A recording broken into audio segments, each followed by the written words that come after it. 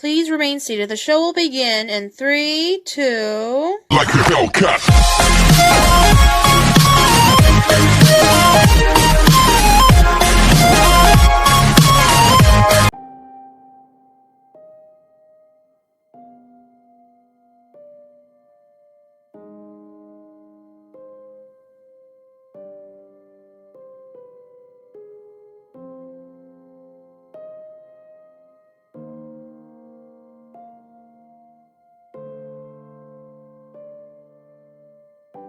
I just want to start off by saying, if you want an answer at the end, prepare to be disappointed.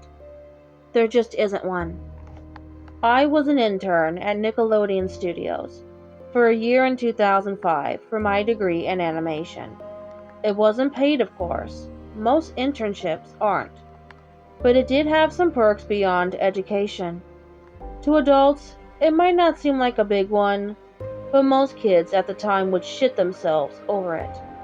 Now, since I worked directly with the editors and animators, I got to view the new episodes days before they aired. I'll get right to it, without giving too many unnecessary details. They had very recently made the SpongeBob movie, and the entire staff was somewhat sapped of creativity, so it took them longer to start up the season. But the delay lasted longer for more upsetting reasons. There was a problem with the Series 4 premiere that set everyone and everything back for several months.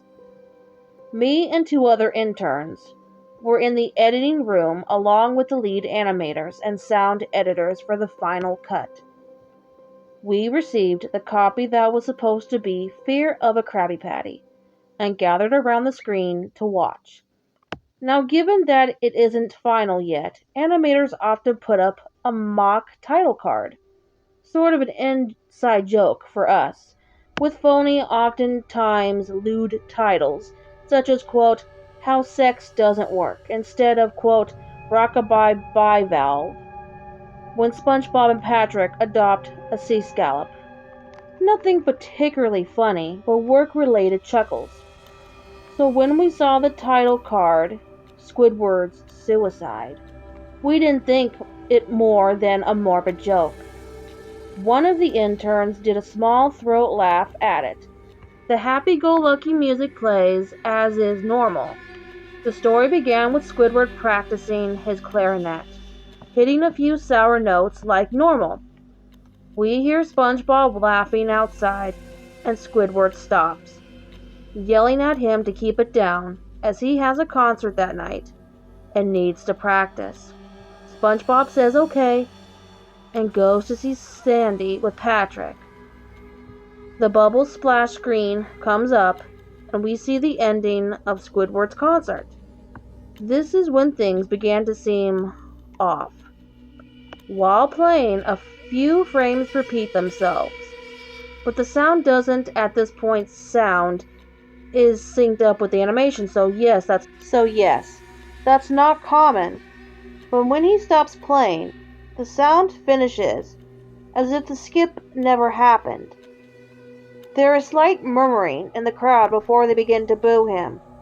Not normal cartoon booing that is common in the show, but you could very clearly hear malice in it. Squidward's in full frame and looks visibly afraid. The shot goes to the crowd with SpongeBob in center frame, and he too is booing, very much unlike him. That isn't the oddest thing though. What is odd is everyone had hyper-realistic eyes, very detailed, clearly not shots of real people's eyes, but something a bit more real than CGI. The pupils were red. Some of us looked at each other, obviously confused, but since we weren't the writers, we didn't question its appeal to children yet. The shot goes to Squidward, sitting on the edge of his bed, looking very forlorn. The view out of his porthole window is of a night sky, so it isn't very long after the concert. The unsettling part is at this point there is no sound. Literally no sound. not even the feedback from the speakers in the room. It's as if the speakers were turned off, though their status showed them working perfectly. He just sat there, blinking, in this silence for about 30 seconds. Then he started to sob softly. He put his hands, tentacles over his eyes, and cried quietly for a full minute more. All the while, a sound in the background, very slowly growing from nothing to barely audible. It sounded like a slight breeze through a forest. The screen slowly begins to zoom in on his face. By slow, I mean it's only noticeable if you look at shots 10 seconds apart, side by side. His sobbing gets louder, more full of hurt and anger. The screen then twitches a bit, as if it twists in on itself, for a split second, then back to normal. The wind through the trees sound gets slowly louder and more severe, as if a storm is brewing somewhere. The eerie part is this sound, and Squidward's sobbing sounded real, as if the sound wasn't coming from the speakers, but as if the speakers were holes the sound was coming through from the other side. As good as sound as the audio likes to have, they don't purchase the equipment to be that good to produce sound of that quality. Below the sound of the wind and sobbing, very faint, something sounded like laughing. It came at odd intervals and never lasted more than a second, as you had a hard time pinning it. We watched the show twice, so pardon me if things sound too specific, but I've had time to think about them. After 30 seconds of this, the screen blurred and twitched violently, and something flashed over the screen, as if a single frame was replaced. The lead animation editor paused and rewound frame by frame. What we saw was horrible. It was a photo of a dead child. He couldn't have been more than 6. The face was mangled and bloodied, one eye dangling over his upturned face. Popped. He was naked down to his underwear, his stomach crudely cut open, and his entrails laying beside him. He was laying on some pavement that was probably a road. The most upsetting part was that there was a shadow of the photographer. There was no crime tape, no evidence tags or markers, and the angle was completely off for a shot designed to be evidence. It would seem that the photographer was the person responsible for the child's death. We were, of course, mortified, but pressed on, hoping that it was just a sick joke. The screen flipped back to Squidward, still sobbing louder than before and half body and frame. There was now what appeared to be blood running down his face from his eyes. The blood was also done in a hyper-realistic style, looking as if you touched it you'd get blood on your fingers. The wind sounded now as if it were that of a gale blowing through the forest. There were even snapping sounds of branches, the laughing, a deep baritone lasting at longer intervals and coming more frequently. After about 20 seconds, the screen again twisted and showed a single frame photo. The editor was reluctant to go back. We all were, but he knew he had to. This time the photo was that of what appeared to be a little girl, no older than the first child. She was laying on her stomach, her barrettes in a pool of blood next to her. Her left eye was too popped out and popped naked except for underpants. Her entrails were piled on top of her above another crude cut along her back. Again the body was on the street, and the photographer's shadow was visible, very similar in size and shape to the first. I had to choke back vomit, and one intern, the only female in the room, ran out. The show resumed. After 5 seconds, after the second photo played, Squidward went silent, as did all the sound. like it was when this scene started. He put his tentacles down, and his eyes were now done in hyper-realism, like the others were in the beginning of this episode. They were bleeding, bloodshot, and pulsating. He just stared at the screen as if watching the viewer. After about 10 seconds, he started sobbing, this time not covering his eyes. The sound was piercing and loud, and most fear-inducing of all is his sobbing was mixed with screams. Tears and blood were dripping down his face at a heavy rate.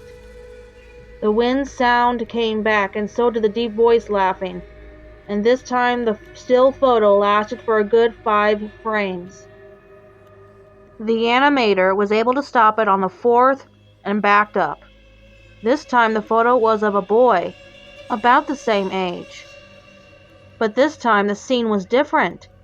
The entrails were just being pulled out from a stomach wound by a large hand. The right eye popped and dangling, blood trickling down it.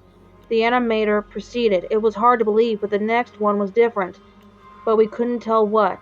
He went on to the next, same thing. He went back to the first and played them quicker, and I lost it. I vomited on the floor, the animating and sound editors gasping at the screen. The 5 frames were not as if they were 5 different photos. They were played out as if they were frames from a video. We saw the hand slowly lift out the guts. We saw the kid's eyes focus on it. We even saw 2 frames of the kid beginning to blink. The lead sound editor told us to stop. He had to call the creator to see this. Mr. Hillenberg arrived within about 15 minutes. He was confused as to why he was called down there, so the editor just continued the episode. Once the few frames were shown all screaming, all sound again stopped. Squidward was just staring at the viewer full frame of the face for about 3 seconds. The shot quickly panned out, and that deep voice said, "Do it." And we see in Squidward's hands a shotgun. He immediately puts the gun in his mouth and pulls the trigger.